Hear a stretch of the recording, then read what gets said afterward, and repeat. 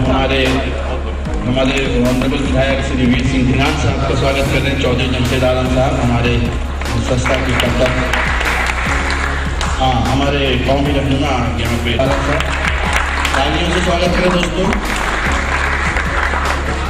हमारे पंजाब केसरी के बहुत जाने माने पत्रकार और जर्नलिस्ट श्री दिनेश साहब का स्वागत कर रहे हैं, चौधरी जमशेद आलम का, और हमारे साथ में स्वागत कर रहे हैं। और हमारे देश के राजनीति सम्राट कहे जाने वाले और कई यूनियन मिनिस्टर से बहुत सारे अर्जुन सिंह साहब का स्वागत कर रहे हैं। और एक और बहुत बेबाक तालियों से इस्तकबाल करें चौधरी जमशेद आलम साहब। एक और मानवाधिकार आयोग की रक्षा करने वाले बहुत बड़े सिपाही हमारे बड़े भाई निवेश साहब का स्वागत कर रहे हैं चौधरी जमशेद आलम साहब।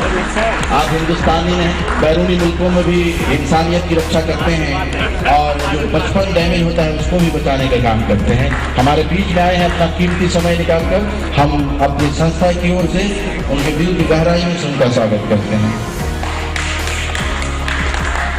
और आज अपने कर्म करने के बाद, समय गुजरने के बाद, आज वो सबसे बड़े सारी दुनिया में मानव अधिकार के ठेकेदार बने हुए। दुख होता है, तकलीफ होती है। एक अच्छा एडमिनिस्ट्रेशन चलाने के लिए डंडे की जरूरत नहीं है, डराने की जरूरत नहीं है। मानव अधिकार का सीधा संबंध उस परिभाषा से है कि लोगों के हित में क्या चीज है। हम उनके लिए काम करते हैं, हम उन लोगों के लिए काम करते हैं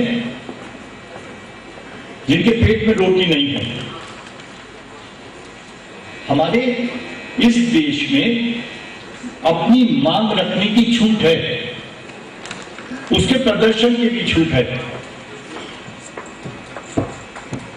तो जब हमने अपने कानून द्वारा उनको ये छूट दी है तो ये जरूरी है कि हम उनको समझें। जब भी वो कोई बात करें उनके साथ विचार विमर्श करें, बैठकर बात करें। लेकिन कई बार बहुत तेजी में हम उनके अधिकारों का कुठाराघात करते हैं, हम दबाने की कोशिश करते हैं, जिसकी शायद आज के कानून में कोई जगह नहीं है। और इसमें ऐसे लोग पिस जाते हैं जिनको सबसे ज्यादा नुकसान होता है, और उन्हीं के हिमायत में हमें खड़े होना चाहिए। मानव अधिकार आयोग भी है, मानव अधिकार और भी संस्थाएं हैं, लेकिन मुझे नहीं लगता कि जिस हद तक हमें उनकी मुखालफत करनी चाहिए हम वहां पहुंच पाते हैं। कि हिमायत इस्तेमाल उस रास्ते तक ले जाता है जहां विस्फोट होता है। मैं पार्लियामेंट में भी बोला था, दोस्ती का रास्ता सबसे बढ़िया है। हम अपने देश से प्यार करते हैं, टुकड़ों में बटा हुआ देश कोई नहीं देखना चाहता, लेकिन जब दिल बढ़ जाएंगे तो देश भी बढ़ जाएगा।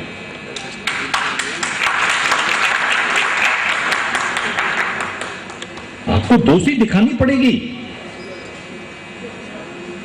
जो तादाद में कम होते हैं उनको मांग करने का हक होता है, उनके सीने से लगाना जो तादाद में ज्यादा है उनका फर्ज होता है। आप तो माफ करना, वो रास्ता कभी भी सही रास्ता नहीं होगा, और उस रास्ते पर चलकर हम किसी मंजिल को हासिल नहीं कर सकते। कई बार हम चुपती भी बात कहते हैं जिससे लोगों को ठेस पहुंचती है। उनको ये एहसास हो कि आप भी हमारे बराबर के अख्तियार रखते हैं, आप भी हमारे बराबर के दोस्त हैं, हम आपके सबसे बड़े पैरोकार हैं। तकलीफ आती रहती है, जाती रहती है। हर चीज दुनिया में किसी भी देश में पूरी नहीं है, लेकिन मोहब्बत तो है, जज्बा तो है, दिल तो है। वजह तो है कि सामने वाले को तकलीफ हो और हमारी आंख से आंसू निकले। वही मंजिल सबसे बढ़िया मंजिल हो सकती है। अच्छा विषय चुना, अच्छा काम चुना। बहुत बहुत धन्यवाद। जय हिंद। यही नहीं है मैं कि इसको और भी ज्यादा बढ़ाए। बंधुओं, मैं ये ठीक है कि जो मेरे मित्र जयप्रकाश जी ने कहा, मैं एक दो बातें आपको जरूर बताना चाहता हूं। मैं उस समय 11 साल का था जब पाकिस्तान बना था। हम आ गए,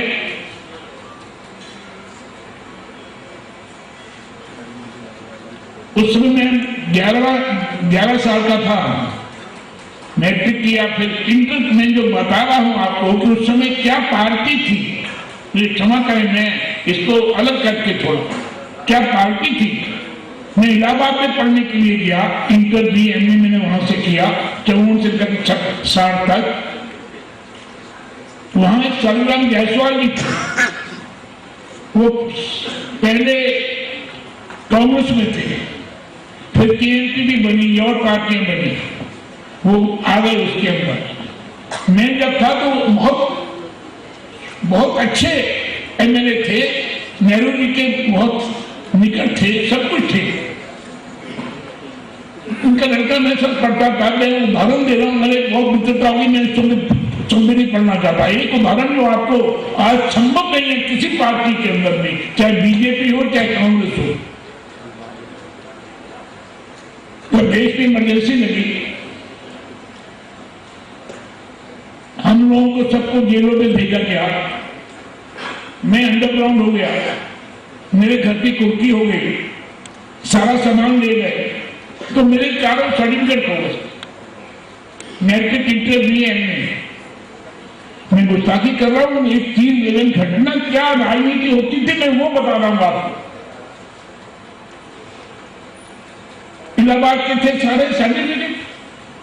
मैंने वहां सर्वराम जायसवाल जी 70 के अंदर सोशलिस्ट पार्टी से अलग होकर के कांग्रेस में चले गए और 72 में वो कांग्रेस के मिनिस्टर बने, स्वास्थ्य मंत्री बने। मैं जब 75 में गया तो उनका लड़का मुझको ले भी आया। मैंने कहा चल रहा है, बोले घर कहीं चला रही ना, घर चलो। मैं क्या पागल हो गए हो, तुम्हारे फादर मिनिस्टर, कांग्रेस के मिनिस्टर है, मैं जनसंघी हूं, मुझे कहां ले जा रहा है। बोले नहीं, उन्होंने कहा है, पिताजी ने कहा है कि घरवालों को घर ले आओ। मैं भाइयों सभी को लेने के लिए 6 दिन वहां जा रहा हूं इलाहाबाद में। अंडरग्राउंड था, वांटेड था, और सर्वराम जायसवाल जी भी अपने घर में ठहराया। ये थी, मैं आपको उदाहरण ये देता हूं कि ये थी उस समय की राजनीति। एक कांग्रेस का मिनिस्टर होता हुआ एक जनसंघी को अपने घर में ठहराए, इससे महानता और क्या हो सकती है। तो मैं एक और उदाहरण देना चाहता हूं। मैं चीफ मिनिस्टर बना और मुझे याद है कि जब वर्ष का वो एक मुहर्रम होता था अपना, वो 1 महीना चलता था, यहाँ चलता है, अभी भी चलता, सॉरी। तो मैं उन दिनों क्षेत्र में घूमता था, रात को घूमता था मुसलमानों के क्षेत्र में। मुझे याद है अच्छी तरह से, मैं मुख्यमंत्री आजाद भारती के पीछे मस्जिद के वहां ऊपर स्कूल लगता था, मस्जिद के साथ में ही वहां के लोगों ने एक पेशाब घर बना दिया मस्जिद के क्षेत्र को, पेशाब घर बना दिया।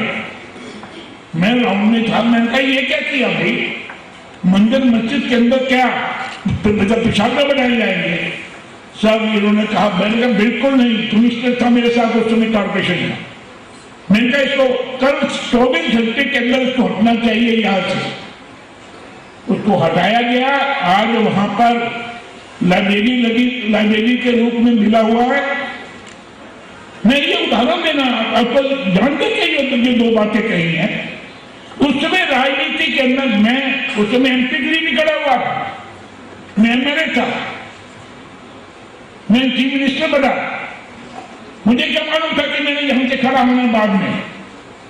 लेकिन एक जो मैं उदाहरण इसलिए दे रहा हूं कि राजनीति के अंदर ये जो अपनापन था, ये विश्वसनीयता थी, हिंदू मुसलमान सिख के अंदर जो आपसी भाईचारा था, सच्चा ही ये है, दुखी हूं इस बात का कि वो इस देश के अंदर खत्म होता।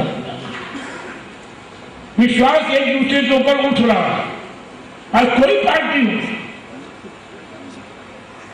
मैं इस सरकार को अपने चौधरी जमशेद सिंह को कहना चाहता हूं कि आप इसको सांप्रदायिकता को अलग करके धर्मनिरपेक्षता के नाम के ऊपर, जनता के हित के नाम के ऊपर जो चीजें हैं वो छपवाइए। मैंने जातिवाद भी होता था आजादी के बाद। अभी सच्चाई ये है, मैं जो 10-15 साल से ज्यादा ये भ्रष्टाचार और ये आपसी में हो गया, पहले ऐसा नहीं था। मुझे पूरा विश्वास है कि अपनी पुरानी संस्कृति राजनीति के अंदर जो हमने सीखा, जनता से, वो उस समय के नेताओं से सीखा, उसको हम ग्रहण करके, और आज की राजनीति आज से 40-50 साल पहले जैसे राजनीति चलती थी, जैसे देश चलता था, वैसे ही चलेगा, ऐसा मैं विश्वास करता हुआ आज के इस अखबार को बहुत बहुत बधाई देता हुआ और वाहिगुरु से, खुदा से प्रार्थना करता हूँ इसको आगे बढ़ाए लगे।